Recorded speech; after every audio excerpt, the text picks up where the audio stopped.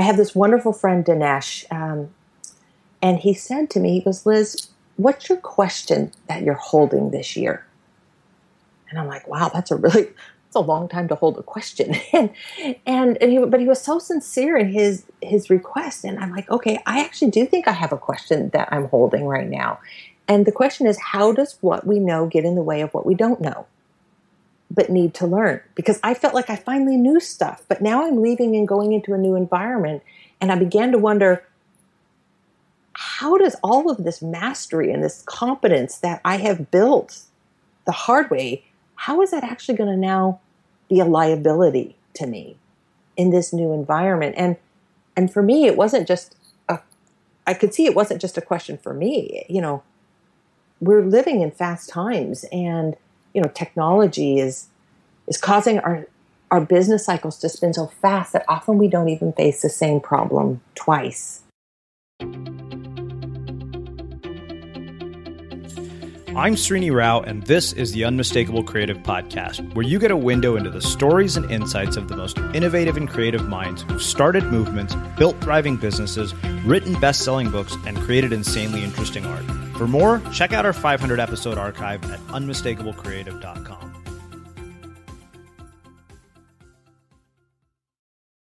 Liz, welcome to the Unmistakable Creative. Thanks so much for taking the time to join us. Oh, Srini, glad to be here. I'm excited for our conversation. Yeah, so I was introduced to you by way of our mutual friend, Michael Bungay-Stanya, who was a guest here very recently on the Unmistakable Creative, and one of the few people who has actually been back twice to our show before it was even called the Unmistakable Creative. So I want to start with a question that actually was posed by one of our listeners when I asked them, what question would you ask any of our guests if you could ask them? And I personally liked this one because I thought it was really interesting. So I want to start by asking you, what did your parents do for a living, and how did that end up influencing the choices you made about your career? Oh, what a fun question. I am the daughter of a donut maker. And, before my father was a donut maker, he was a mortician. And after he was a donut maker, he sold commercial real estate. And he told me once, he goes, I have had the jobs that are probably the least respected jobs in our society. He's like, and he wasn't even particularly successful at these jobs. He was tossed out of the family mortuary business. So I saw my father struggle, but I also, as the daughter of a donut maker, I saw him work 7 days a week, going in at 10 o'clock at night to count the cash from the day before, and to then do the books and to make donuts all night long and then start to sell them in the morning. And I watched him do that 7 days a week for 10 years.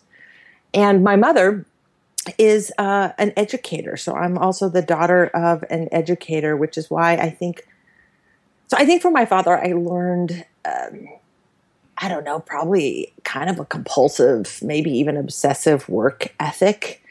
And for my mom, I really developed a love of learning, and I watched her go back to school and get her bachelor's degree and then her master's degree and then another master's degree. And I saw her teach and saw her go into school administration. And I really do. I think I learned a love of work and a love of learning. And I think it very much influences what I do now because I love doing both of those. I love my work. I love learning. Mm. So, silly question. Do you absolutely just despise donuts, or do you love them? Oh, that's a ridiculous question. I love donuts. Like I have sugar just like running through my veins. Like I'm on a high sugar diet, pretty much. Yeah, no, it is my destiny to love donuts and sugar. Maple bars. In fact, the last couple of weeks, I just kept saying to my husband every time he would run to the grocery store, I'm like, you bring back a maple bar and you're my man. You're my man. So that work ethic, I'm curious, just based on what I see in the world and how much time I see a lot of people wasting, because I feel like I see everybody on Facebook every day. You think work ethic is one of those things that can be developed and cultivated without having grown up in the circumstances and the situation that you did? And of course, then how did that work ethic later on shape the work that you did? Well, I hope it can be cultivated because I've got 4 kids and, they're kind of in these early teen to early young adult years, and they're lazy. They're as lazy as can be. And I hope that it is cultivated. And, and they're not they're not probably any lazier than any other teenager, but I think I learned a work ethic because I had to work. I didn't have parents with a lot of resources. I remember when my dad sat me down my senior year in high school, and he said something to the effect of, well, we can afford to send you to college, but we're not going to. You're going to have to pay for that yourself. Now, I don't know that they could actually afford to send me to college, but I had to figure out how to get myself through a bachelor's degree and a master's degree. Well, my kids, like all of their other peers, generally have parents who see it as their responsibility to get them through college, not just a bachelor's degree, but a master's degree, and to help launch them in the world. And I wonder, will my children develop that same work ethic? I mean, if you look at the macro data on this, it's fairly bleak. You look at generational, like immigrant work ethic, children of immigrant, grandchildren of immigrant, and you can see that there are definitely generational differences on this. But I don't want to misspeak at all. I don't have an amazing work ethic. I'm not, probably any harder working than anyone else. I find my work ethic comes because of sort of this naive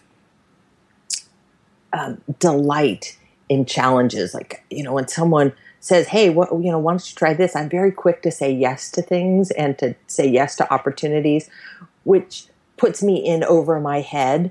And I have no choice but to sort of work my way out of it. So I don't know if I have this really deep work ethic as much as I have a willingness to say yes to hard things, which forces a work ethic. So I think I, for most of the part, have a forced work ethic. So when your parents tell you something like, we can't, we can afford to send you to college, but you're going to have to do this on your own. I mean, does it make you question the path that you're going to go down, or did that alter the way you would make decisions about something like going to college, and if so, how? Well, I'm a real pragmatist. When I figured out I had to put myself through college, I just started to do the math on this. Okay, what is college going to cost? And I went to a private school, had to self-fund private school. And so I just, how much do I have to earn in the summer to be able to pay tuition? After, like, first of all, what scholarships do I need to get, and can I get, and how do I keep scholarships? Because keeping scholarships seemed like, I guess I'm really talking myself into the fact that I think I might be fundamentally lazy, Trini. But I think I'm actually a lazy person who's been forced to work hard. But I'm like, okay, getting a scholarship seems kind of hard, but keeping a scholarship is not so hard. That's easier than working. And so I'd figure out, how do I piece together my education between scholarship money and work money? And, I couldn't just go get any old job during the summers. I had to get the prime summer jobs because I needed the money to be able to fund work. And I ended up, and fund school.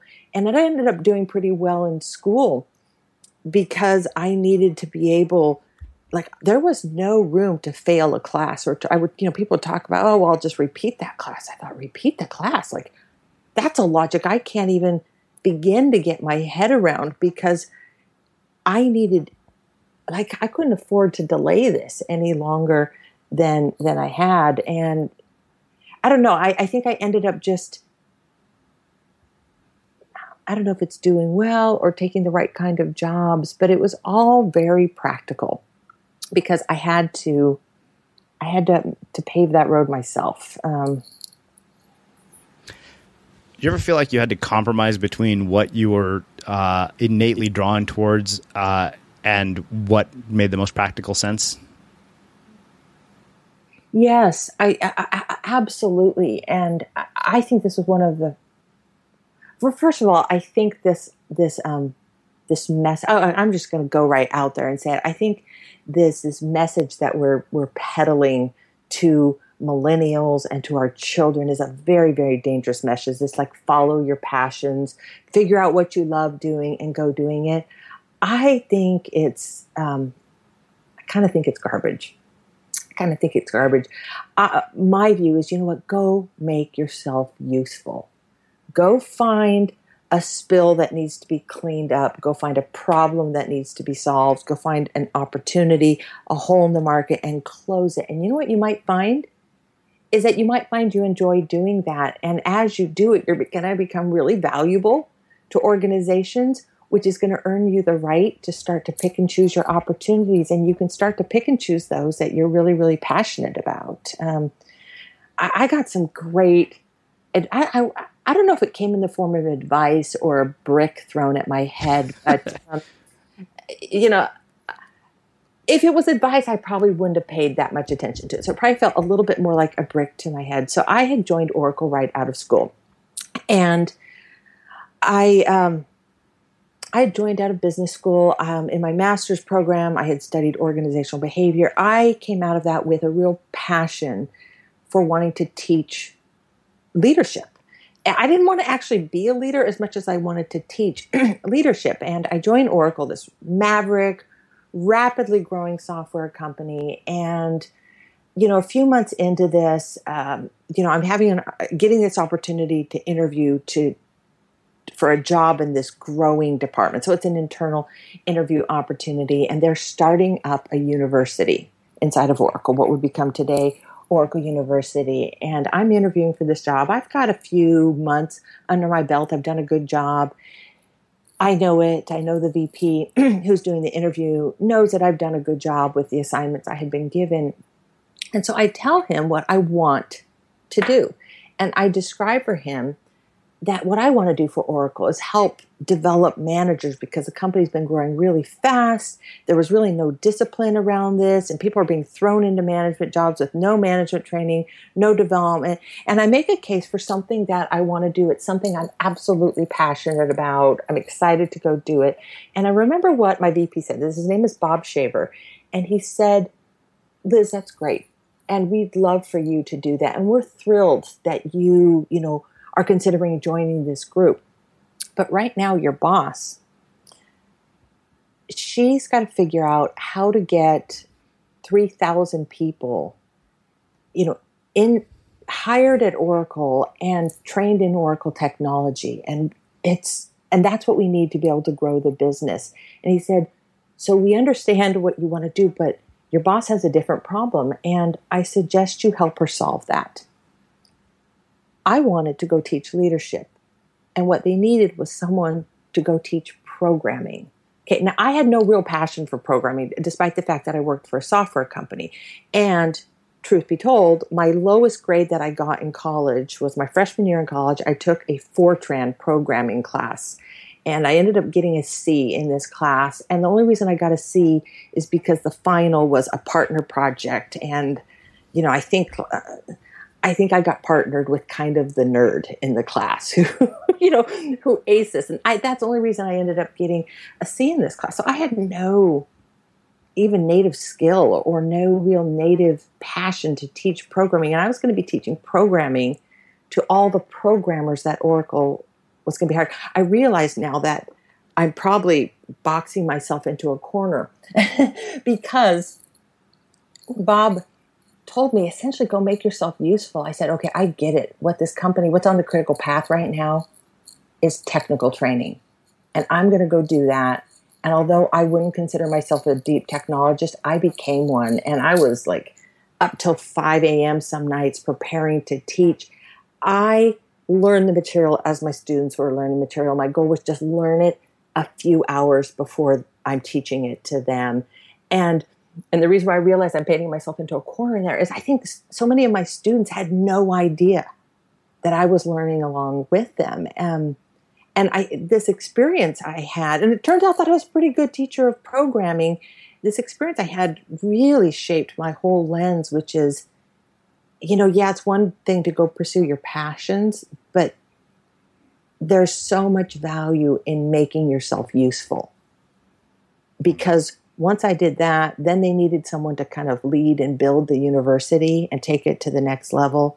I was tapped to do it because I understood the technology and maybe because I was willing to go figure those hard things out that I didn't necessarily want to do. Mm-hmm. And I found that having this orientation just led me to opportunity to opportunity. And soon you get kind of handed a blank check. Hey, what is it that you love to do? And you get to go do it. So I don't know. I'm very cautious about saying to young people, figure out what you're passionate about and go do it. Yeah.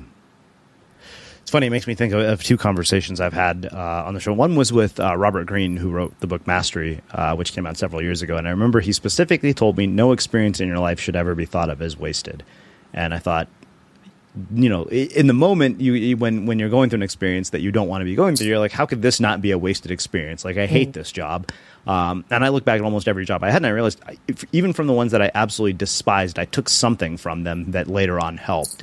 And then the other, it's so funny because if you've listened to anything that Cal Newport says, he wrote a book called How to Be So Good They Can't Ignore You. And he said we put the cart before the horse when it comes to passion. Yeah, say more about that. What does he mean by that? Well, he said often, it's kind of like you said, young people want to do things that they're passionate about. He said, but often what he found in his research about how to become so good they can't ignore you is that a lot of people didn't start out with a passion for what they do. They became really good at what they did. And as a result, they became passionate about it.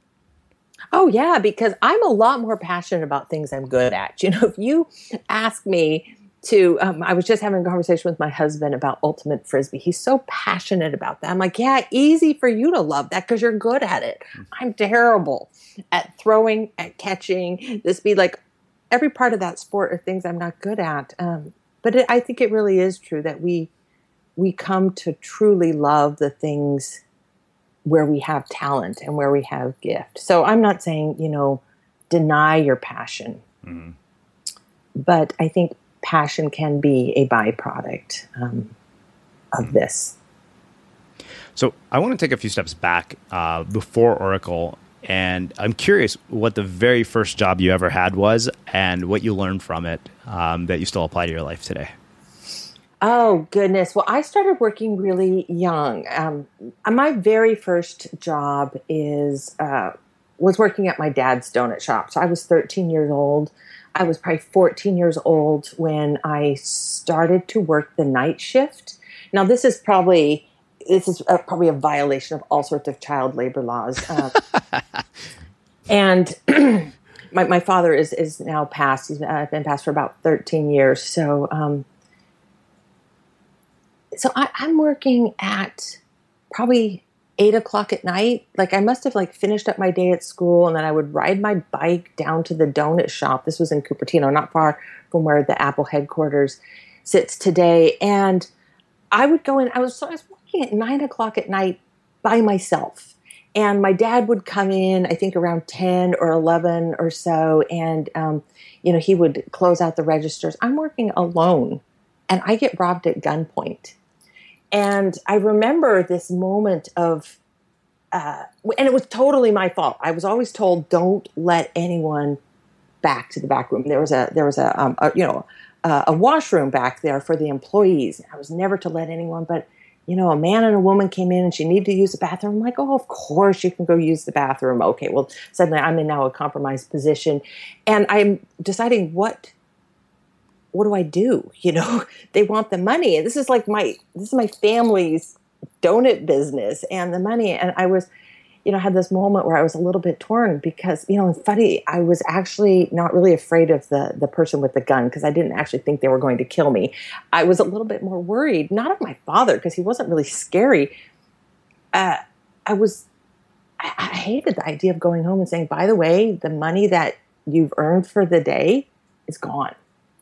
But very quickly I came to a practical sense of just hand them the money, and I did. And then I called my father, and of course he told me I did the right thing. But I think from that experience I learned that sometimes you just don't put up a fight. You just do the thing that's going to be expedient, get it done. That was probably my first job. But the first job outside of the family business was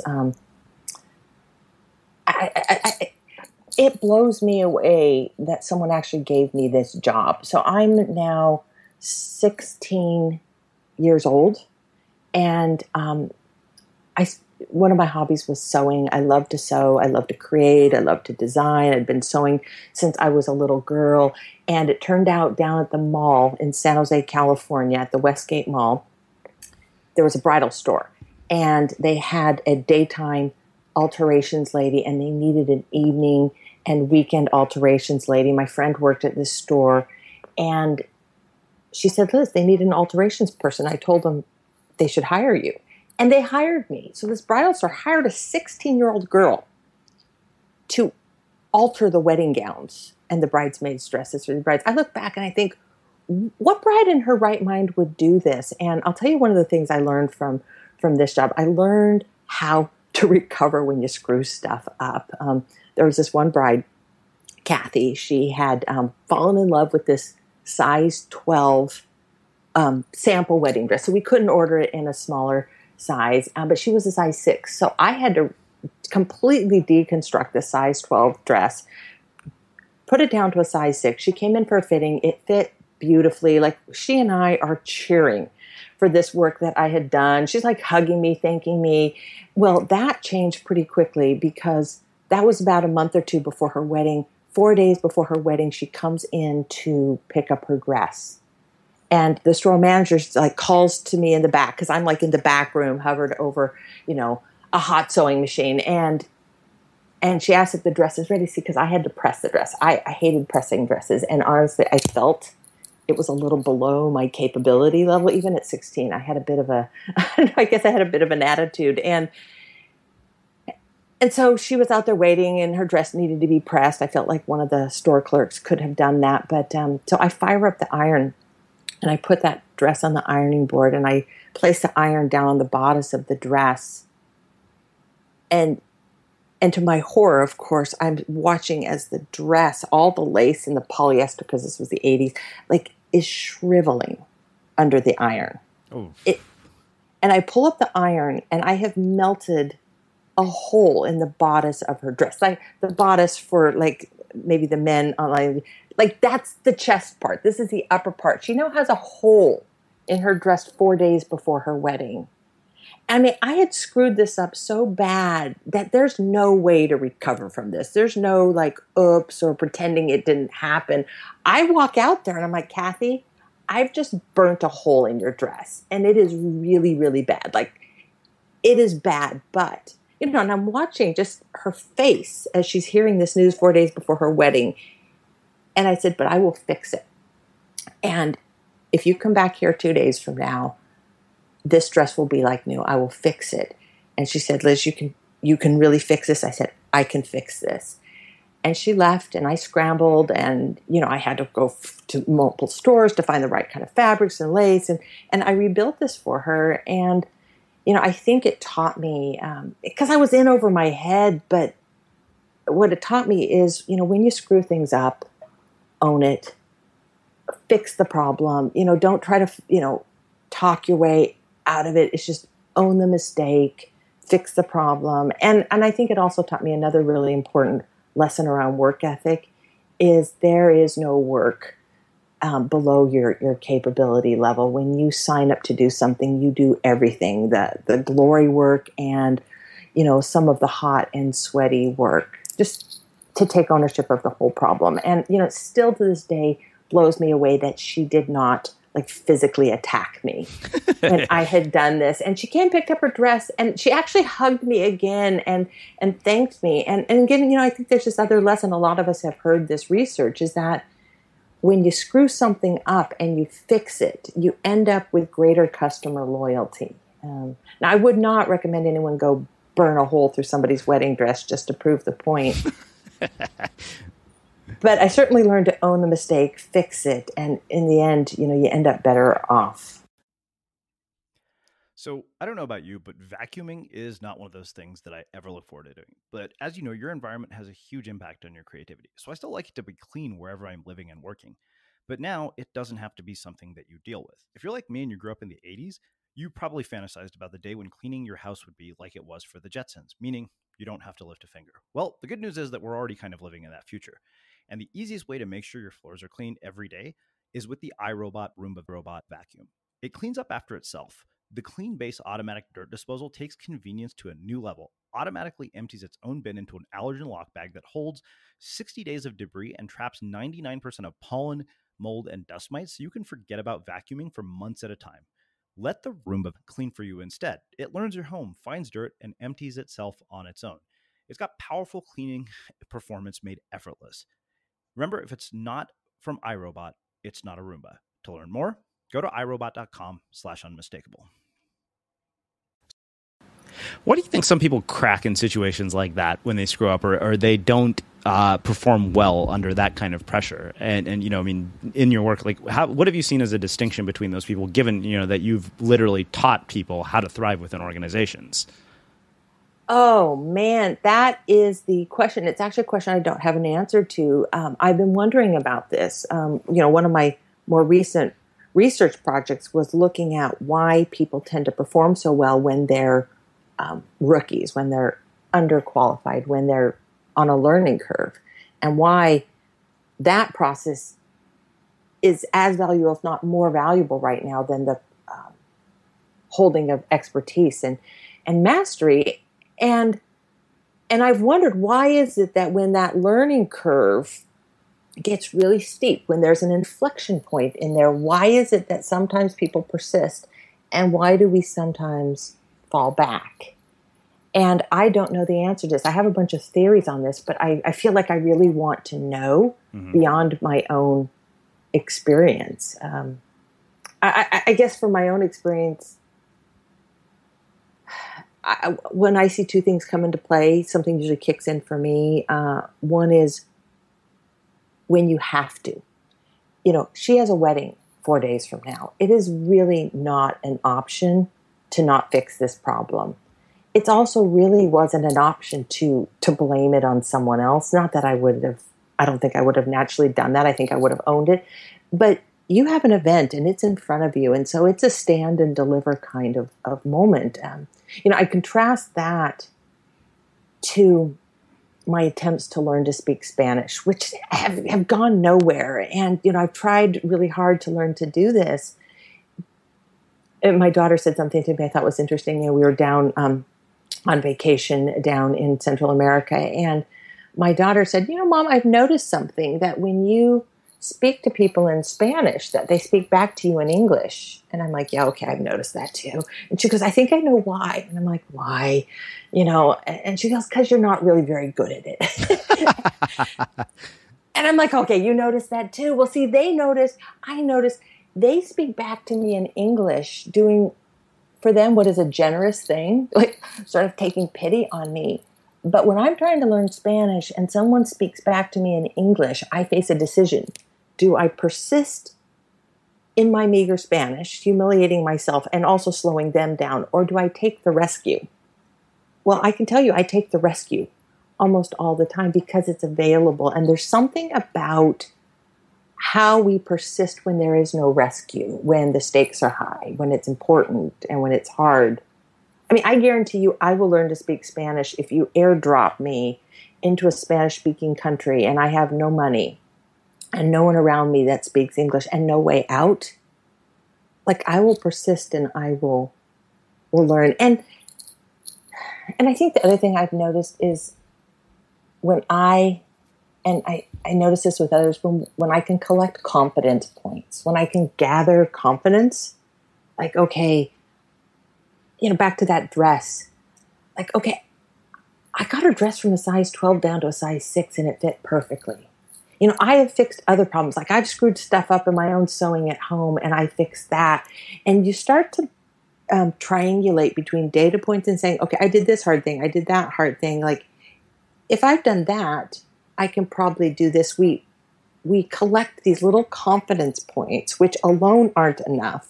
But when you aggregate them and extrapolate them, you say, I can probably handle that. You know, I think that's part of, I mean, it certainly shaped a lot of my philosophies around how to be a good parent. You know, how do you help your kids collect confidence points?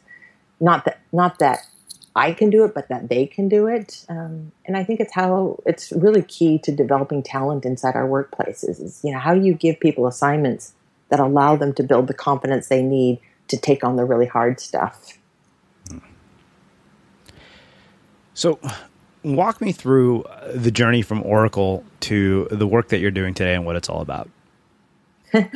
Well, so I love my time at Oracle. I was, thrown into teaching programming. I was thrown into management at 24 years old, always underqualified for really big and hard jobs, and it was thrilling.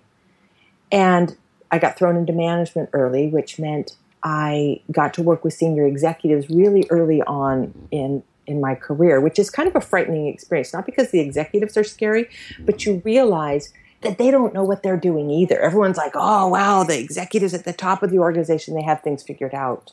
Not really. They're just like big kids too.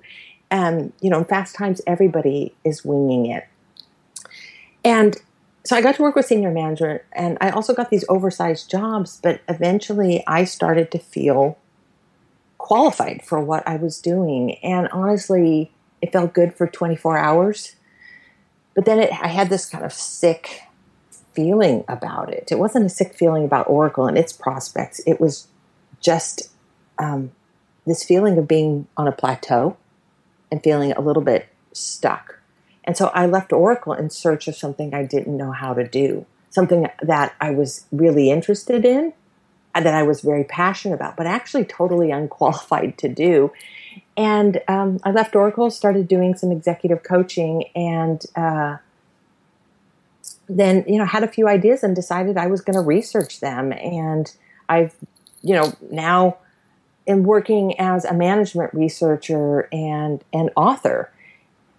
And when I left Oracle, I had a couple real burning questions. And one of them was, why is it that we seem to be so smart and capable around certain leaders? And why are we complete idiots around others? I got to work on Oracle's senior management team. I got to study and watch a lot of executives in action. And I would watch people come in to pitch or present to executive A, and they would be just brilliant, and ideas would flow and problems would get solved. And then later I would be in another meeting with that very same person, and now we're working with executive B. And I see that person hold back and play it safe, and sometimes kind of be a babbling idiot. And I'm like, what happened? Because I know that person. I know that person is brilliant.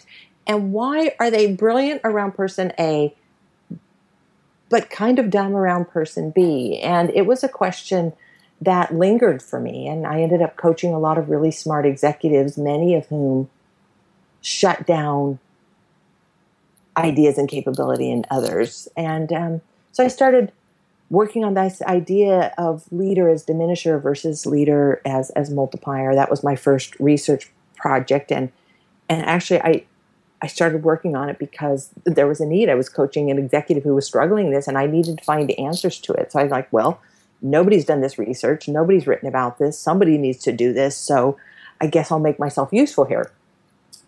And that became the book Multipliers. And then later I wrote another derivative of that called the multiplier effect, which was really looking at this dynamic in our school systems, where unfortunately this diminishing effect goes deeper. And that was one big question I left with. And then I had another question. It was a very personal question. I left Oracle, a job where I'm comfortable, where I'm the boss, and I leave, to a job where I'm an underdog at best. And I have this wonderful friend, Dinesh, and he said to me, he goes, Liz, what's your question that you're holding this year? And I'm like, wow, that's a long time to hold a question. But he was so sincere in his request. And I'm like, okay, I actually do think I have a question that I'm holding right now. And the question is, how does what we know get in the way of what we don't know, but need to learn? Because I felt like I finally knew stuff, but now I'm leaving and going into a new environment. And I began to wonder, how does all of this mastery and this competence that I have built the hard way, how is that actually going to now be a liability to me in this new environment? And for me, it wasn't just I could see it wasn't just a question for me. We're living in fast times, and technology is causing our business cycles just spin so fast that often we don't even face the same problem twice.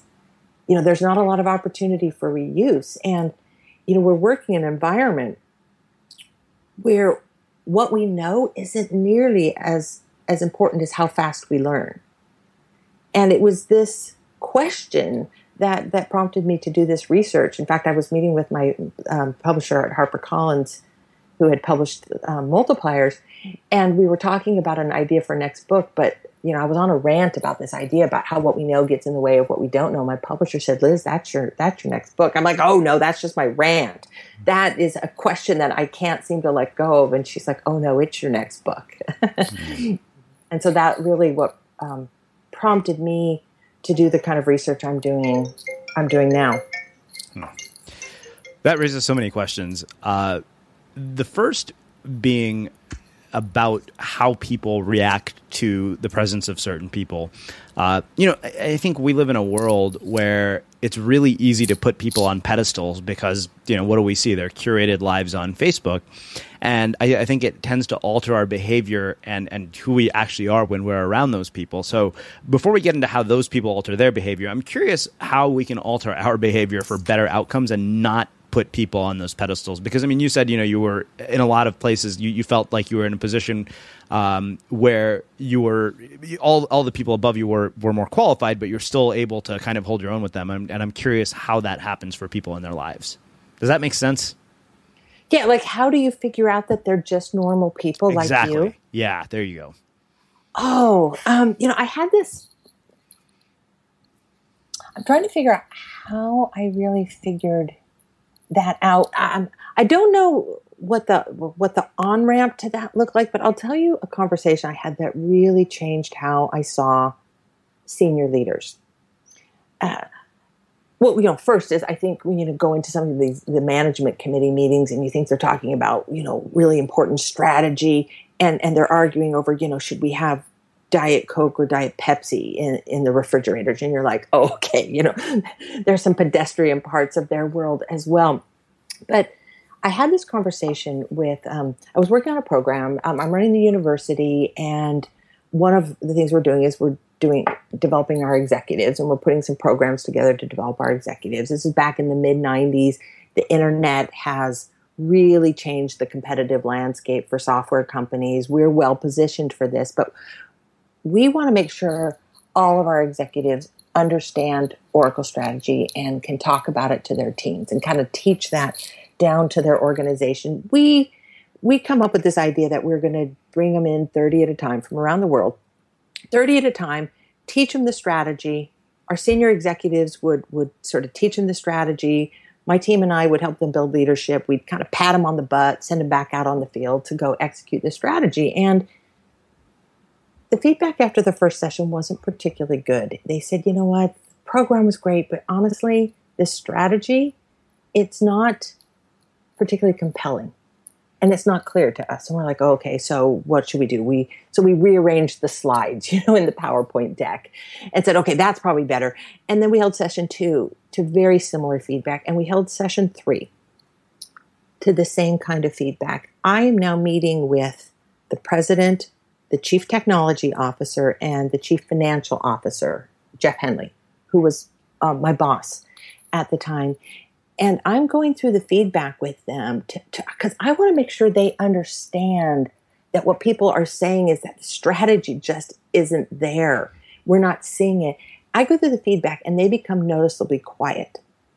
And so I think they don't quite get it. So I just go through that feedback one more time to make sure they understand it. And that's when Jeff, he just like you could see, he starts to get really agitated. And he said to me, he goes, Liz, you can stop beating us up. And I was like, wow, well, I'm thinking that was a little bit fun, actually, getting to beat up your boss and the other, C-level executives. And he said, you can stop beating us up because we understand that there's a problem. The issue here is that we don't know how to do this.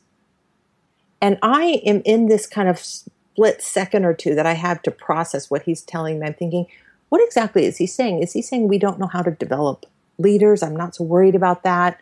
My team and I kind of know how to do that. Is he saying we don't know how to communicate the strategy? I'm like, okay, I'm getting a little bit worried about that.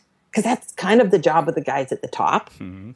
And then I actually realized what he's saying is we don't know how to develop the strategy, because the president and the CTO are sitting next to him and their heads are starting to nod in concurrence, like, yeah, what Jeff said. And I'm realizing this, and, I'm starting to really kind of be alarmed. And he said, we've never run a company this big before. It's now like a $25 billion global business. He goes, we've never set a strategy for a company this complex and globally. This is new to us too. And he said, if you could help us figure out how to do that, he goes, now that would be helpful. And it forever changed my perspective on senior leaders, because if you are leading in a growth environment, every single day you're underqualified for your job. We look at founders and CEOs, it might be obvious with people like Mark Zuckerberg at Facebook, like, okay, yeah, we get that he started Facebook when he was in college and then dropped out, and that every day he's got a job bigger than who he was yesterday. And one of the things that's so brilliant about Mark is that he has put himself on a very purposeful learning path to be able to handle that kind of job and that kind of growth. But, you look around at senior leaders, and I guess what I wish everyone could see is that they're figuring it out, and every day is new for them too. Even if you're not in a growth company, right now our environment is changing so fast that even the people on the top, the people who are supposed to have the answers, they don't have answers. At best, they have intelligent questions. Now, there's a lot of leaders who haven't figured that out themselves, and so they're still trying to lead by knowing it all and having the answers. And that's what I think creates this incredibly diminishing effect. I think when leaders end up operating as multipliers and really bringing out the best in the people around them, they've figured out that it's okay to do what Jeff Henley said to me that day, which is, hey, this is new to us too. If you could help me figure this out, like Liz, that would be useful. And, you can imagine what I did, because I'm a sucker for make yourself useful.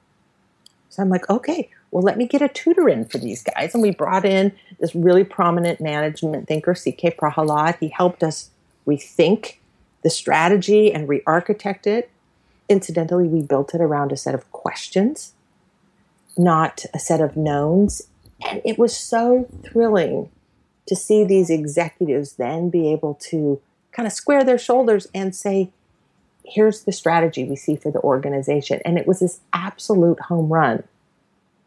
But I think it comes when we are forgiving of the people at the top of our organizations. We have empathy that, they have hard things too. They don't have all the answers. They're trying to figure it out. As I'm looking back over the course of our conversation, I feel like there's one thread that keeps coming up over and over again, and that is this notion of questions that drive what you're about to do next. And it seems like that's been a theme throughout your entire career. And it must be, because it's what happens when you're perpetually underqualified for your work. It's, it's like, I don't have an answer, but at best I've got a well-formed question. So that to me raises the question of how people figure out what the questions are in their lives that can drive them to something that, they're drawn towards. Oh, so what makes a well-formed question? There's a little litmus test I use, because I'm often teaching executives how, and managers, how do you ask really good questions? And I think there's a whole value ladder to this. But there's a simple rule I use, which is if you're asking a question that you know the answer to, it's not a good question. A good question is one that you really don't have an answer to. You've got to puzzle over. You've got to do the work behind. I think a good question is one that makes you feel uncomfortable. I think a good question is one that you can't get rid of. I have a little shopping rule. like my own personal shopping rule as to like, what do I buy for myself? And particularly when the price tag gets a little bit high, and particularly when it involves totally unnecessary things like art or something. And my rule is, you kind of walk away from stuff unless you never come back. And then you get it. If you're in a market in, Marrakesh, you got to seize the opportunity. But if you see something that speaks to you, walk away. And if it's still speaking to you 2 weeks later, like, you hunt that thing down and you acquire it like a piece of art. And so I try to like get distance from something and say, okay, is it still calling me? Am I still drawn to that statue or that piece of art? And if it is, return to it. And I go back to what my friend Dinesh Chandra, taught me is, what's the question that you're holding for a long period of time? It has to be something that you keep being drawn back to. And I don't think it has to be profound. I think it just has to be interesting to you.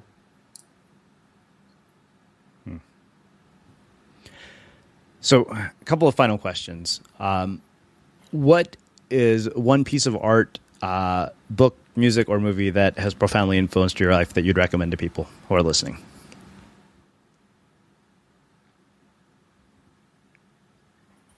Oh, well, there is a piece of art in Italy that I obsessed over like 8 years in trying to acquire. I'm not talking, I should be careful. I'm not talking about like museum collector pieces with like lots of commas in it, just certain art that speaks to me. But a movie,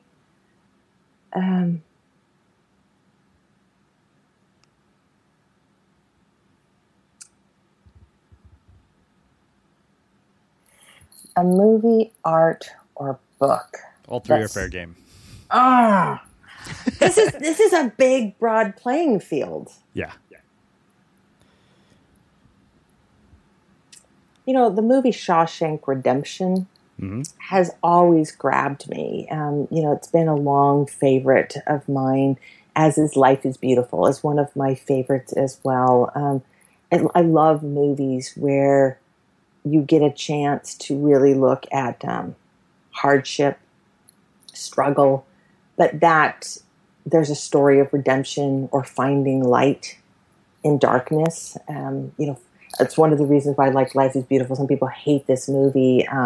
It's an Italian comedy about the Holocaust, which, is not really a recipe for a great movie. People are like, what? But it's about, choosing to find the good in something that is abhorrent. Movies like that inspire me. I guess, anything where you find beauty amongst darkness probably inspires me. So I have one last question for you, which is how we finish all of our interviews at the Unmistakable Creative. What do you think it is that makes somebody or something unmistakable? Tell me what you mean by unmistakable. Okay, so I define unmistakable because when you write a book called Unmistakable, you're required to define it. Yeah, you got to figure that out. I define it as something so distinctive that nobody else could have done but you. Okay, now give me the question again. What do you think it is that makes somebody or something unmistakable? I think it's authenticity. There is something so incredibly powerful about people who are comfortable with themselves. I think the most powerful people in the world aren't people who wield influence. It's that people who are willing to speak truth because they know their own truth. When we stop pretending to be someone else, when we stop playing roles, in other people's plays, and we start just owning like who we are. I'm the daughter of a donut maker, and we're comfortable with how we look, how we feel, with our gender, with other people's gender. When we just become really, really comfortable with truth and reality, I think it emboldens us. And you can see people who are pretending and they end up working in very inauthentic and false ways. And man, I don't know about you, but I can smell it. It kind of stinks and you can smell it from really far away. And I think the most powerful people are just comfortable in their own skin. And I think they do brilliant work. I think the most brilliant people are comfortable with who they are and who they aren't. Well, this has been fabulous. I can see now why Michael referred you as a guest, and I really appreciate you taking the time to join us and share your story and your insights with our listeners. Thank you. Thank you for helping us to unleash creativity and brilliance in our work. So, Srini, thank you. Yeah, and for everybody listening, we will wrap the show with that. Next time on The Unmistakable Creative.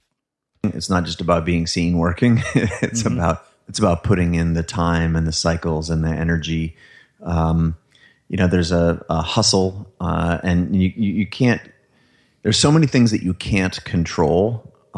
There's generally two things that it's funny. I was just on my Snapchat yesterday talking about this, which is I'm just Chase Jarvis if you care to follow me there. But it's basically there's two things that you can control. I mean, you can't control the weather, you can't control the market conditions. You can control your level of effort, and you can control who you run around with. You can control the people that you spend time with. Those are generally things that you choose. We're joined by Creative Life founder Chase Jarvis.